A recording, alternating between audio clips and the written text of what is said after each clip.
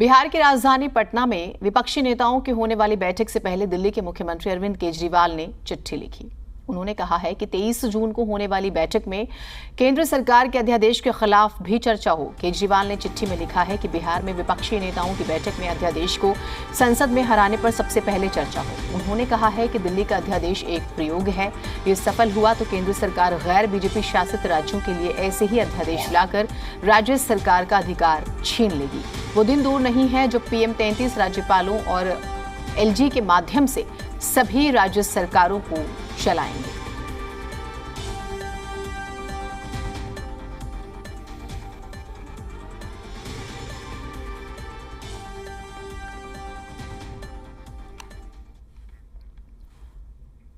तो 23 जून को विपक्ष की बैठक से पहले पटना में केजरीवाल के पोस्टर लगे हैं। पटना में 23 जून को विपक्ष की बैठक है और इस बैठक में आम आदमी पार्टी के राष्ट्रीय संयोजक अरविंद केजरीवाल भी शामिल होंगे। यही वजह है कि पटना में केजरीवाल के आगमन को लेकर जगह जगह पोस्टर लगे हैं। पोस्टर में लिखा है कि देश के लाल केजरीवाल, आपका बिहार की क्रांतिकारी धरा पर स्वागत है।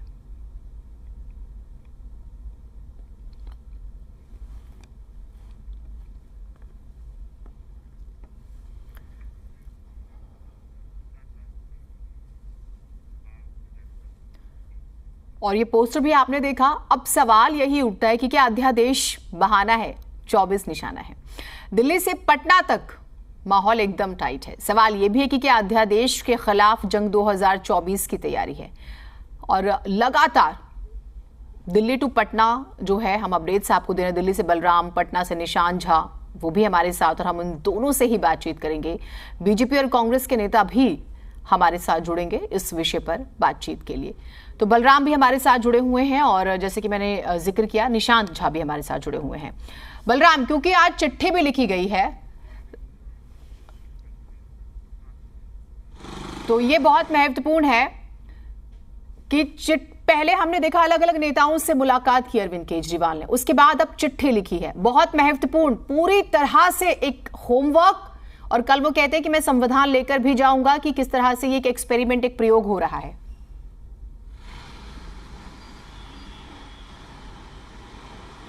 बिल्कुल, देखिए, इस अध्यादेश को लेकर के अरविंद केजरीवाल लगातार विपक्ष के नेताओं से मुलाकात कर रहे हैं, जनता के बीच में जा रहे हैं। और जिस तरीके से 23 जून को पटना में विपक्षी दलों की बैठक है, उसमें भी शामिल होने के लिए अरविंद केजरीवाल कल दिल्ली से पटना के लिए रवाना होंगे। लेकिन उससे पहले उन्होंने विपक्षी दलों के नेताओं को पत्र लिखा और पत्र लिखकर ये मांग की कि अध्यादेश को लेकर इस बैठक में सबसे पहले चर्चा हो, ताकि ये तय हो सके कि विपक्षी दल किस तरह से इस अध्यादेश के खिलाफ उनके साथ खड़े हुए हैं। क्योंकि उनका कहना है कि दिल्ली एक प्रयोगशाला है, आने वाले दिनों में उन राज्यों में भी ये अध्यादेश लाया जा सकता है जहां पर बीजेपी की सरकार नहीं है। यही वजह है कि अध्यादेश आज देश की सबसे बड़ी समस्या और सबसे बड़ा संकट है, इसलिए इस संकट पर चर्चा होना बेहद जरूरी है। उन्होंने पत्र में लिखा कि आप ये समझ लीजिए कि ये अध्यादेश का प्रयोगशाला दिल्ली है, लेकिन आने वाले दिनों में ये जो अध्यादेश है, इसके जरिए केंद्र सरकार उन राज्य सरकारों के अधिकारों को भी छीन सकती है जहां पर बीजेपी की सरकार नहीं है।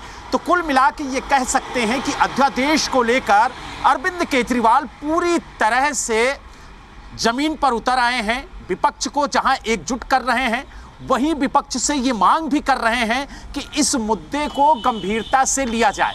और जो 23 जून को पटना में बैठक है, उसमें भी ये मुद्दा छाया रहे, इसको लेकर के उन्होंने पत्र लिखा। और आपने जैसा जिक्र किया भी कि पटना में भी अरविंद केजरीवाल के पोस्टर लगा दिए गए हैं, क्योंकि कहीं ना कहीं पटना में भी आम आदमी पार्टी अपनी जमीन को मजबूत करने की जो कवायद है वो तेज कर चुकी है। और आप देखिए कि पोस्टर किस तरीके से लगाया गया है, देश का लाल अरविंद केजरीवाल, और लिखा गया है कि बिहार की क्रांतिकारी धरा में अरविंद केजरीवाल का स्वागत है, अभिनंदन है।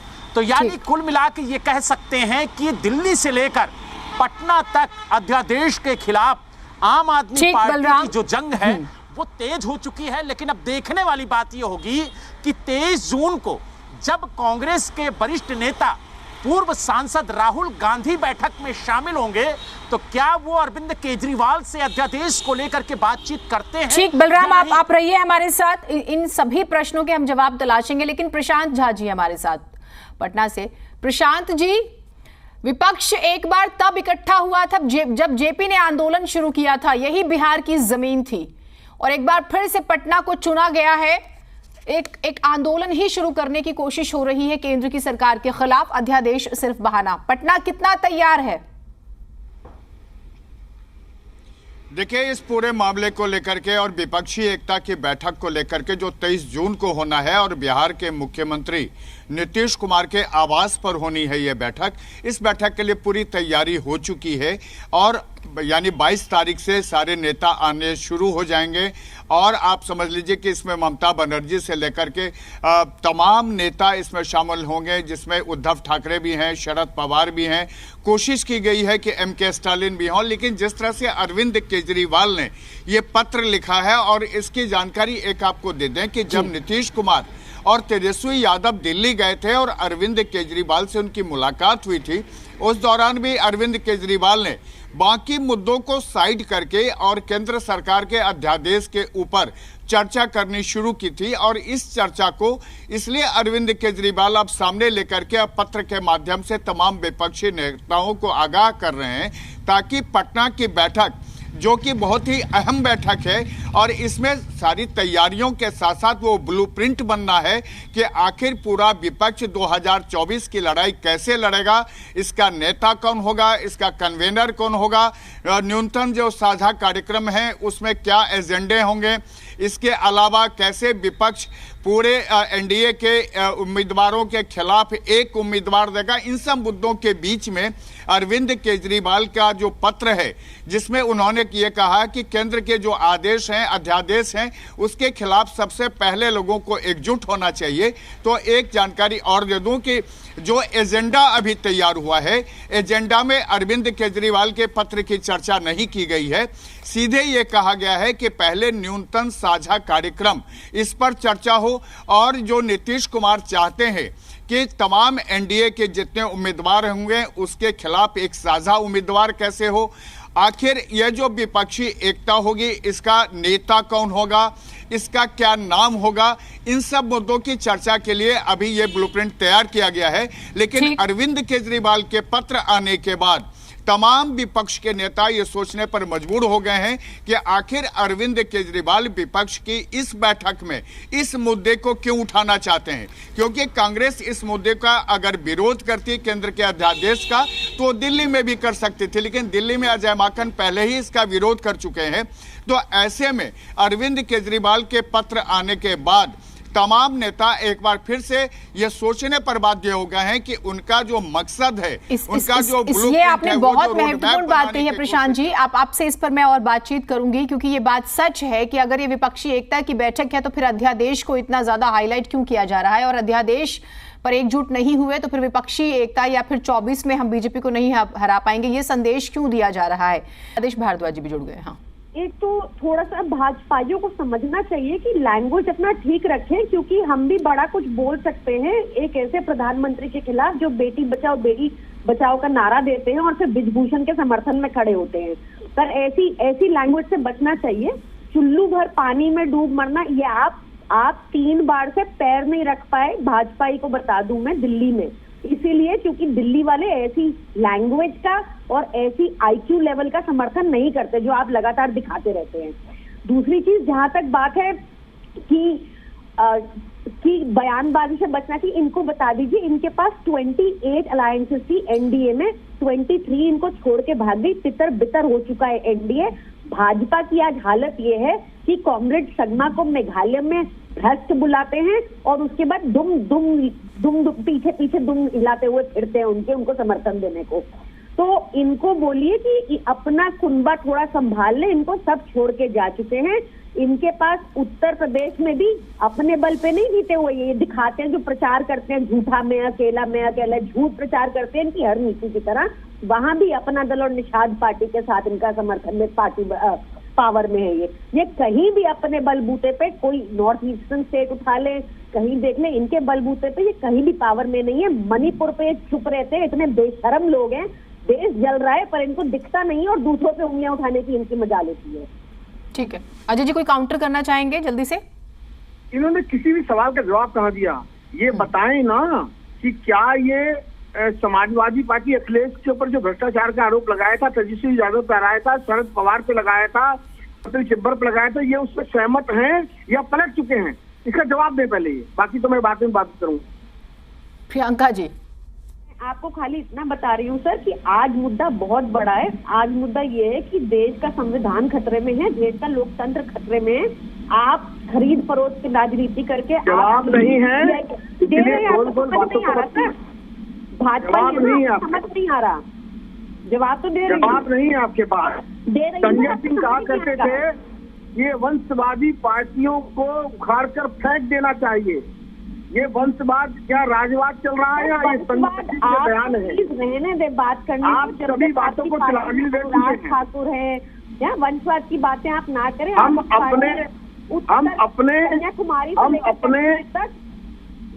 आप वंशवाद के पीड़ित हैं सबसे ज्यादा। आप ये झूठ प्रचार करना छोड़ दें ना। आप अकेले हैं, आप अब आप अकेले हैं क्योंकि सब लोग आपको छोड़ के जा चुके हैं। जनता आपका आपकी गलतफहमी है। आज भी हमारे पास एलायंसेज आपसे ज्यादा है। आपके पास एलायंसेज क्या है? 35 रुपए का मिलेगा पेट्रोल, आपने बोला झूठ बोला 35 रुपए का मिलेगा। महंगाई आपने झूठ बोला कम करेंगे। आपने सारे वादे झूठे किए। 15 लाख किसी के अकाउंट में आए नहीं। सबने, जनता ने आपका 10 साल का रिकॉर्ड देख लिया है। ठीक है, ठीक है जी, हाँ जल्दी जीनत जी। जिस अरविंद केजरीवाल ने आंदोलन से निकलते ही जिस पार्टी से सबसे ज्यादा धोखा देने का आरोप लगाया था, भ्रष्टाचार का आरोप लगाया था, पहली सरकार उसी पार्टी के समर्थन। अब तो बहुत पीछे, अगर उतना पीछे रहेंगे तो दिल्ली बहुत दूर हो जाएगी ना महावर जी। अब तो देखिए वो आगे की तैयारी कर रहे हैं। एक सेकंड, तो आप तो हमेशा उसी बात को दोहराते रहते हैं। इक्वेशंस तो राजनीति में आप मुझसे ज्यादा जानते होंगे, बदलते रहते हैं, नए नए दोस्त बनते हैं और कोई परमानेंट दुश्मन तो होता नहीं है, ये भी तय है। हमने तो डीएनए जैसे शब्दों का भी जिक्र सुना और फिर साथ में सरकारें भी चली हैं, तो वो भी अलग बात ही है। आदेश भारद्वाज जी, मुख्यमंत्री ने लेटर लिख दिया है, कांग्रेस अपना स्टैंड क्लियर करेगी क्या कल? हम इंतजार करें इस बात का, क्योंकि दिल्ली कांग्रेस और पंजाब कांग्रेस क्या कह रही है वो हम लगातार इस पर चर्चा कर चुके हैं। जीनत जी, सच्चाई ये है कि आज भारतीय जनता पार्टी की गलत नीतियों के कारण जो है कहीं ना कहीं देश में लोग अपने आप को सहज और परेशान पा रहे हैं। चाहे वो नौजवान है, चाहे वो किसान है, चाहे वो मजदूर हैं, चाहे वो महिलाएं हैं। किस तरह से अभी हमारे देश की शीर्ष महिलाओं के साथ जो भारत के लिए सम्मान है, गौरव है, भारत के लिए गोल्ड लेके आई, उनके साथ किस तरह से अत्याचार हुआ और सरकार आंख मूंद के बैठी रही, उल्टा ब्रजभूषण जी के समर्थन में खड़ी रही। सच्चाई में अगर कहें तो इस सब चीजों के खिलाफ ये एक एकता है भारत को बचाने के लिए, भारत के लोकतंत्र को बचाने के लिए, और उसमें किसी एक राजनीतिक पार्टी का इशू नहीं है। जो भी लोग इसमें शामिल होना चाहते हैं उन सबको उसमें शामिल किया जाएगा। नहीं तो आम आदमी पार्टी की दिल्ली सरकार तो यही कह रही है, अगर आप अध्यादेश अगर गिर जाता है सदन में तो मैसेज चला जाएगा 24 के लिए कि बीजेपी को रोका जा सकता है। इस वजह से वो बार बार, देखिए मुख्यमंत्री ने समय मांगा मिलने के लिए, बार बार बातें हो ही रही हैं। अब तो तल्खियां भी ज्यादा बढ़ गई हैं क्योंकि समय से जवाब नहीं आ रहा है। तो आप नहीं मानते कि अध्यादेश का इस मीटिंग से कोई लेना देना नहीं है, आप ये कह रहे हैं? जीनत जी, ये नीतीश कुमार जी 1 साल पहले से जो है इस पे काम कर रहे हैं। वो कहीं ना कहीं काफी राजनीतिक पार्टियों को एक जगह लाके कहीं ना कहीं बीजेपी से लड़ने की कोशिश कर रहे हैं, उसकी एकता बना रहे हैं, उसके लिए मीटिंग रखी गई है। लेकिन जो भी इस देश में जो है संविधान बचाने की बात करता है, देश में जो है महंगाई, बेरोजगारी से जो लोग त्रस्त हैं, नौजवान जो परेशान हैं, उनके लिए करना चाहता है, वो सब इस मंच पे आएंगे जो है। ठीक है, बलराम और प्रशांत जी हैं हमारे साथ। अध्यादेश अपनी जगह पे है, अध्यादेश अपनी जगह पे है, लेकिन ये मंच सबका है। जिन्होंने बुलाया है उनसे वो बातचीत करें, पहले वो मिलके आए, व्यक्तिगत रूप से जो अब चिट्ठियां लिख रहे हैं, तो ये सब उतावलापन जो है कहीं ना कहीं कुछ इस पे सवालिया निशान लग जाते हैं। ठीक है, हमारे 2 सहयोगी भी हैं क्योंकि ग्राउंड रिपोर्टिंग वो कर रहे हैं लगातार। बलराम, एक सवाल जल्दी से, जो विपक्षी एकता के 18-19 दल थे, खबरें ऐसी आ रही हैं कि बीजेपी भी वापस अपने अलायंस को लाने की कोशिश कर रही है। तो ये एक बहुत चैलेंजिंग सिचुएशन नहीं हो गई है?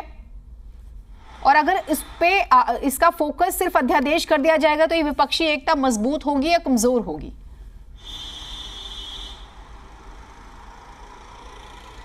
देखिए, आपको बता दें कि भारतीय जनता पार्टी के हर एक फैसले को लेकर के विपक्ष एकजुट होता रहा है। अगर ईडी और सीबीआई के मामले में हम देखें तो चाहे वो आम आदमी पार्टी हो, कांग्रेस हो, एक साथ खड़ी हुई नजर आई। तो यही वजह है कि अरविंद केजरीवाल चाह रहे हैं कि अध्यादेश को लेकर भी विपक्ष एकजुट हो और इसका विरोध करे। यही वजह है कि आज उन्होंने पत्र लिखा और पत्र के माध्यम से विपक्ष को ये जानकारी दी कि इस बैठक में भी अध्यादेश पर चर्चा हो और ये सहमति बने कि अगर सदन के अंदर अध्यादेश को लेकर के बिल लाया जाता है तो उसके खिलाफ वोटिंग होगी। हालांकि सबसे बड़ी बात यह है कि कांग्रेस इस बैठक में शामिल हो रही है और इस बैठक में अरविंद केजरीवाल भी शामिल हो रहे हैं। कांग्रेस के वरिष्ठ नेता राहुल गांधी भी इस बैठक में होंगे, साथ ही राष्ट्रीय अध्यक्ष मल्लिकार्जुन खड़गे भी शामिल होंगे और अरविंद केजरीवाल भी रहेंगे। तो क्या कांग्रेस इस अध्यादेश को लेकर के उन्हें समर्थन देगी?